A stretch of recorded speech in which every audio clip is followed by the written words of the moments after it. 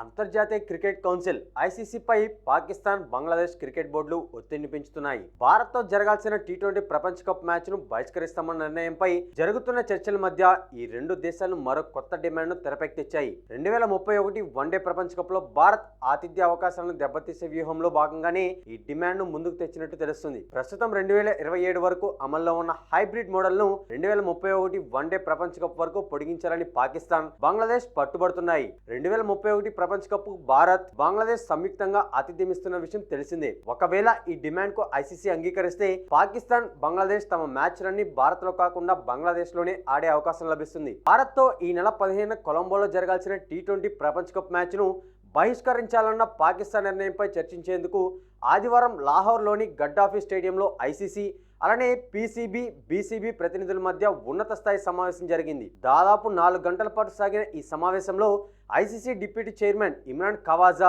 PCB chairman Mohsin Naqvi, Bangladesh cricket board తరపున అమీనుల్ ఇస్లాం బుల్బుల్ పాల్గొన్నారు. పాకిస్తాన్ ప్రభుత్వం ఆమోదం తర్వాతే తుది ప్రకటన వెలువడే అవకాశం ఉందని పీసీబీ వర్గాలు తెలిపాయి. 2025 ఛాంపియన్స్ ట్రోఫీ కోసం పాకిస్తాన్ లో పర్యటించేందుకు భారత్ నిరాకరించడంతో హైబ్రిడ్ మోడల్ ను ప్రవేశపెట్టారు. ఈ ఒప్పందం ప్రకారం పాకిస్తాన్ ఆతిథ్యమిస్తున్నప్పటికీ భారత్ తన మ్యాచ్లను యూఏఈలో ఆడింది. ఇక 2026 టీ20 ప్రపంచ కప్ లో పాకిస్తాన్ తమ మ్యాచ్లన్నింటినీ శ్రీలంకలో ఆడుతుంది. భారత్, పాక్ కీలక మ్యాచ్ కొలంబోలో జరగనుంది. ప్రస్తుతం ఈ ఏర్పాటు 2027 వరకు మాత్రమే ఉంది. ఈ వివాదాన్ని పరిష్కరించుకోవడానికి పీసీబీ మరో 3 డిమాండ్లు కూడా ఐసీసీ ముందు ఉంచినట్టు తెలుస్తుంది. బంగ్లాదేశ్ కు పెరిగిన పరిహారం అందించడం, టీ20 ప్రపంచ కప్ నుంచి వైదొలిగినప్పటికీ బంగ్లాదేశ్ కు పార్టిసిపేషన్ ఫీజు చెల్లించడం, భవిష్యత్తులో తమకు మరో ఐసీసీ ఈవెంట్ నిర్వహణ హక్కులు ఇవ్వడం వంటివి ఈ డిమాండ్లో ఉన్నాయని, ఈ పరిణామాలతో టీ20 మ్యాచ్ వివాదం మరింత సంక్లిష్టంగా మారింది.